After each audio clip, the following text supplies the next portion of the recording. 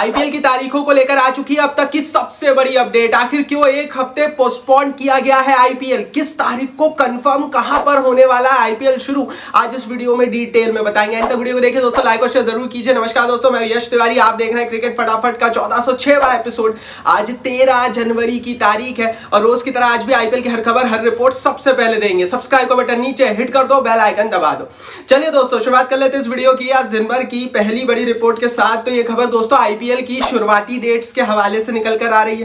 पहले लगातार ये खबरें आई थी कि 14 तारीख के आसपास आईपीएल शुरू होगा, लेकिन फाइनली दोस्तों अब कंफर्म हो चुका है बीसीसीआई के हवाले से। कल बीसीसीआई में आईपीएल की कमेटीज में वन ऑफ द हेड रहे राजीव शुक्ला ने बड़ी बात कही। उन्होंने कहा कि आईपीएल गवर्निंग काउंसिल की बैठक में फैसला हुआ है कि 21 या 23 तारीख को इन दोनों में से किसी एक डेट्स को आईपीएल शुरू किया जाएगा। अब बहुत सारे अखबार बोल रहे हैं कि 23 तारीख को होगा, कुछ अखबार 21 तारीख भी बोल रहे हैं। तो इन दोनों डेट्स में से किसी एक डेट्स को आईपीएल जो है वो शुरू होगा। 25 मई को आईपीएल का फाइनल होने वाला है, मतलब हम ये बोल सकते हैं कि 17-18 तारीख से आईपीएल के प्लेऑफ शुरू हो जाएंगे। तो क्लियर कट ये एक खाका अब हमें मिला है, 2 महीने की ही एक विंडो मिली है। पहले कहा जा रहा था कि अगर 14 तारीख से शुरू हो जाएगा तो लगभग 70-71 दिन की विंडो रहेगी, लेकिन ऐसा लग रहा है कि अलग अलग रीजंस के कारण बीसीसीआई इतनी बड़ी विंडो नहीं कर सकता। वो क्या क्या रीजंस है वो हम आगे इस वीडियो में आपको बताएंगे, लेकिन अभी की कंडीशन में दोस्तों आईपीएल की शुरुआत हो रही है 21 या 23 तारीख को।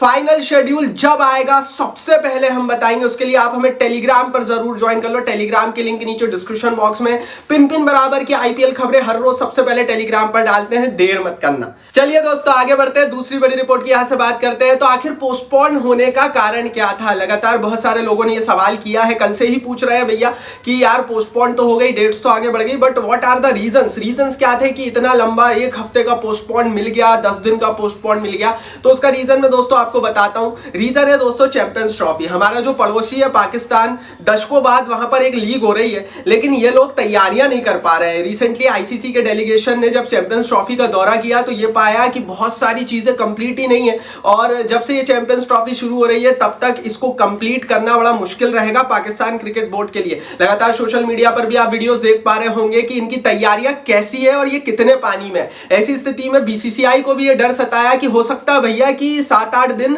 चैंपियंस ट्रॉफी भी थोड़ी सी आगे बढ़ जाए, पोस्टपोन हो जाए, और उसको भैया इन्होंने कह लेना कि थोड़ा सा सोचते हुए कि यार इन लोगों से तो होना नहीं है, पाकिस्तानियों से, और इनसे कुछ कहने से मतलब है नहीं, अपन ही चलो 10 दिन अपनी डेट आगे बढ़ा लो। एंड दैट्स व्हाई बीसीसीआई ने यह फैसला किया कि जो एक कंफर्टेबल डेट रहेगी वो 21 और 23 तारीख रहेगी। मेरा मानना बिल्कुल सही है, पाकिस्तान के सामने कुछ बोलना या पाकिस्तान को कुछ बोलना उनकी तैयारियों को लेकर भैंस के आगे बीन बनाने जैसा है, लेकिन हम अपनी तरफ से रेडी रहें, क्योंकि हमें पता है कि इन लोगों से होना जाना कुछ है नहीं, बट हमारी तैयारी बहुत पुख्ता रहती है, क्योंकि 20 साल से 15 साल से 18 साल से आईपीएल बीसीसीआई करा रहा है, बहुत आईसीसी टूर्नामेंट करा चुका। तो ऐसी स्थिति में बीसीसीआई का फैसला अभी तक तो सही ही नजर आ रहा है। बाकी इस पर आप अपनी राय कमेंट बॉक्स में लिखिए। आगे बढ़ते हैं दोस्तों, तीसरी बड़ी रिपोर्ट की यहां से बात करते हैं। तो सबसे बड़ा सवाल, आखिर किन 2 टीमों के बीच कहां होगा पहला मैच? तो इसको लेकर आईपीएल गवर्निंग काउंसिल की बैठक में कुछ अपडेट, कुछ बड़ी बातें निकल कर आई है। पहली चीज ये कि ट्रेडिशन के अनुसार शायद बीसीसीआई जाए, रिपोर्ट यही है कि बहुत सारे मेंबर इसी बात पर एग्री हैं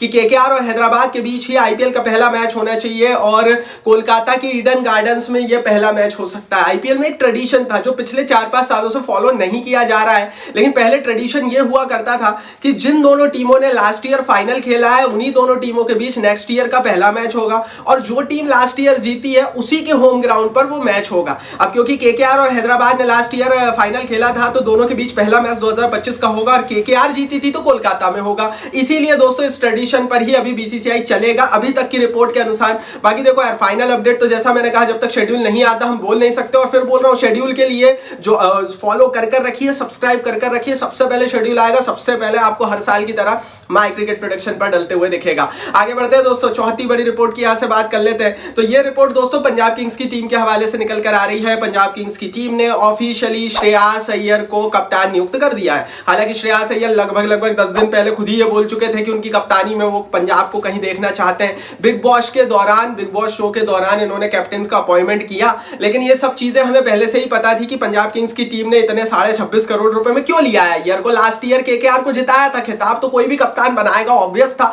लेकिन हाँ, इस बार थोड़ा सा कोर मजबूत है, इस बार शायद नई पंजाब हमें दिखेगी रिकी पॉन्टिंग की कोचिंग और श्रेयस अय्यर की कप्तानी में। कैसा करेगी पंजाब की टीम, ये तो आप बताओ कमेंट बॉक्स में। पंजाब को लेकर अपनी राय आप कमेंट बॉक्स में जरूर लिखना। आगे बढ़ते हैं दोस्तों, पांचवी बड़ी रिपोर्ट की आज से बात कर लेते हैं। तो ये खबर भारतीय टीम की चैंपियंस ट्रॉफी स्क्वाड के हवाले से निकल कर आ रही है। कल सबको यही लगा था कि बीसीसीआई की बैठक है और चैंपियंस ट्रॉफी में भारत की स्क्वाड का ऐलान हो जाएगा, लेकिन स्क्वाड का ऐलान नहीं हुआ और अब सबको इंतजार है कि कब होगा। तो इसको लेकर कुछ अपडेट है, आपको बता देता हूं। 19 तारीख को भारत की स्क्वाड का ऐलान होगा। भारत की स्क्वाड का ऐलान डिले है, जबकि ऑस्ट्रेलिया ने भी अपनी प्रीमियर लीग स्क्वाड घोषित कर दी है, न्यूजीलैंड इंग्लैंड ने भी कर दी है।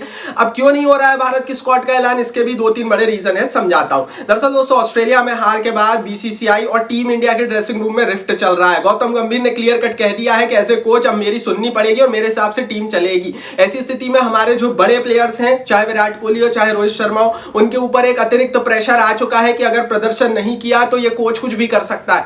गौतम गंभीर का ये रवैया बिल्कुल भी सही नहीं है भारतीय क्रिकेट के लिए, और अगर भारतीय क्रिकेट में इस तरह की स्थिति बनती है तो ये सचमुच भारतीय क्रिकेट का दुर्भाग्य होगा। क्योंकि प्रदर्शन तो ठीक है, लेकिन अगर आप अपने बड़े प्लेयर्स की इज्जत नहीं कर सकते तो फिर बात ही नहीं होती, और यही चीज हो रही है इस समय। अब बहुत सारे लोग तो ये बोल रहे हैं कि बीसीसीआई ने गौतम गंभीर को एज ए पपेट बिठाया हुआ है कि भैया अब ड्रेसिंग रूम और टीम इंडिया बीसीसीआई के हिसाब से बीसीसीआई के दफ्तर से चलेगी, ना कि किसी कप्तान की सोच के आधार पर। जो कुछ भी हुआ हो, भारतीय टीम में कौन खेलेगा, रोहित शर्मा की कितनी सुनी जा रही है, इस पर सवाल है। दैट्स व्हाई इस समय स्क्वाड का ऐलान नहीं है। कुछ खबरें ऐसी भी हैं कि गंभीर कुछ ऐसे खिलाड़ियों को लेना चाहते हैं और रोहित शर्मा उन खिलाड़ियों के पक्ष में नहीं है।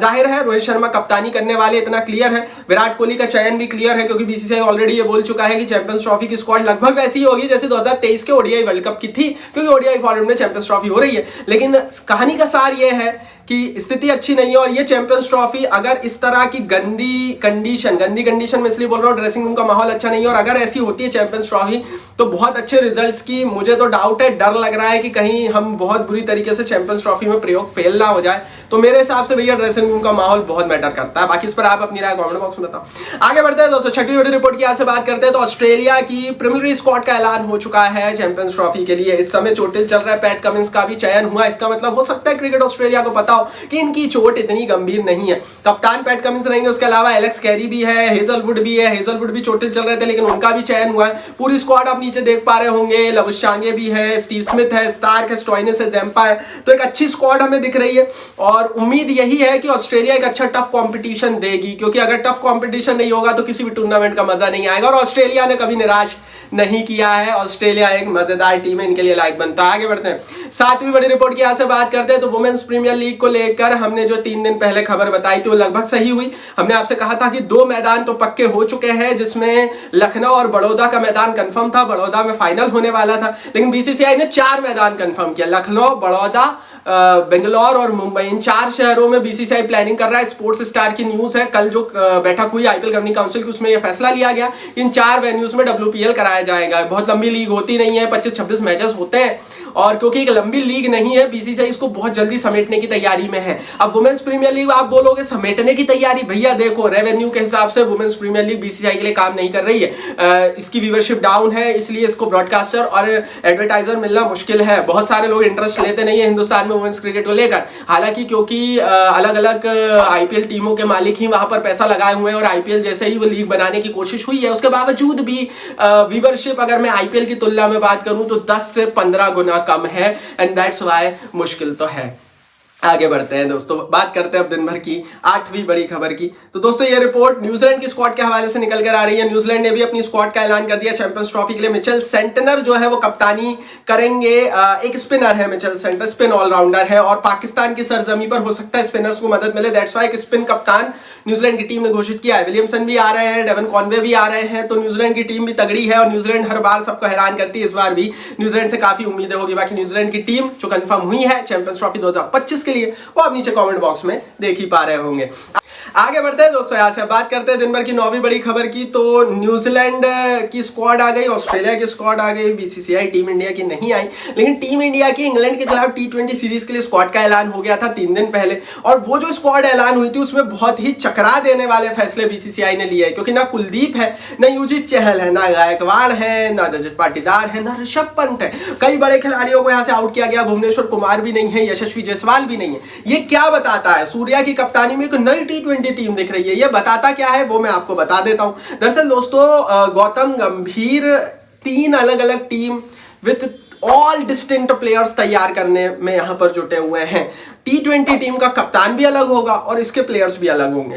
कुछ प्लेयर्स इंटरमिक्स जरूर होंगे, जैसे बुमराह जैसे प्लेयर सारे फॉर्मेट खेलेंगे, लेकिन हाँ T20 टीम पूरी अलग होगी और इसका कैप्टन भी अलग होगा। ODI टीम पूरी अलग होगी जिसमें शायद यशस्वी जायसवाल को बड़ी भूमिका रहेगी, गिल को, पाटीदार को और पंत को बड़ी भूमिका रहेगी, वो ODI टीम में रहेगी। और जो टेस्ट टीम रहेगी वो पूरी अलग रहेगी। तो एक नया प्रयोग हम हिंदुस्तानी क्रिकेट में देखेंगे, जो पहले कई बार पार्शली हुआ पर एकदम से ऐसा नहीं हुआ कि कप्तान भी चेंज, सब कुछ चेंज। कुछ खबरें ऐसी भी है कि बुमराह को टेस्ट कप्तान बनाने की तैयारी है रोहित शर्मा के स्थान पर, यह भी गंभीर की सोच है। ODI में अभी एज इट इज चलेगा, लेकिन रोहित चैंपियंस ट्रॉफी के बाद अगर कुछ खबरें आती है संन्यास की तो फिर कुछ और नए कप्तान को देखा जाएगा। और T20 में स्टिक करा जाएगा सूर्या को लेकर with vice captaincy of Hardik Pandya. तो ये एक गंभीर मॉडल है। अब ये कितना गंभीर है ये तो समय बताएगा, क्योंकि पावर का डिस्ट्रीब्यूशन किया गया है। एक कप्तान नहीं रहेगा हर फॉर्मेट में ताकि वो बहुत ज्यादा पावरफुल ना हो। 3 अलग अलग कप्तान रहेंगे ताकि जो मोस्टली पावर रहे वो कोच के पास रहे और कोच को BCCI डिक्टेट करेगा। ये एक तरीका है, ये नई BCCI है और ऐसे प्रयोग दुनिया की क्रिकेट में तो फ्लॉप रहते हैं। इन प्रयोगों के पक्ष में मैं तो नहीं हूं, आप तो कमेंट बॉक्स में बताओ। 10वीं बड़ी रिपोर्ट की बात करते हैं। ये खबर दोस्तों जियो स्टार के हवाले से निकल कर आ रही है। रिपोर्ट यह है कि चैंपियंस ट्रॉफी और IPL से टोटल 6000 करोड़ के रेवेन्यू और प्रॉफिट की जो है वो तैयारी जियो स्टार ग्रुप कर रहा है। ये जो चैंपियंस ट्रॉफी है ये जियो स्टार पर आएगी। जियो स्टार मतलब ये दोनों एक हो चुके हैं, मर्जर हो चुका है। और IPL तो आपको पता ही है, टीवी पर स्टार पर और ऑनलाइन हम जियो सिनेमा पर देखेंगे। तो IPL से 4500 करोड़ के रेवेन्यू की उम्मीद कर रहे हैं ये लोग, और वहीं अगर मैं चैंपियंस ट्रॉफी की बात करूं तो 1500 करोड़ के रेवेन्यू की उम्मीद कर रहे हैं हिंदुस्तान में सिर्फ। तो इससे ये पता लगता है कि जितने में ये लीग पूरी दुनिया में हो रही है उससे ज्यादा रेवेन्यू 1500 करोड़ रुपए चैंपियंस ट्रॉफी की अगर मैं सिर्फ बात करूं तो 1500 करोड़ रुपए सिर्फ भारत में ब्रॉडकास्टिंग राइट से स्टार स्पोर्ट्स नेटवर्क और जियो सिनेमा नेटवर्क कमा लेगा। ये बताता है हिंदुस्तान की पावर। ये थी दिन भर की 10 बड़ी खबरें। टेलीग्राम पर ज्वाइन करो, नीचे लिंक इस वीडियो को लाइक और शेयर करो, और सब्सक्राइब नहीं किया तो सब्सक्राइब बटन भी नीचे हिट कर दो, बेल आइकन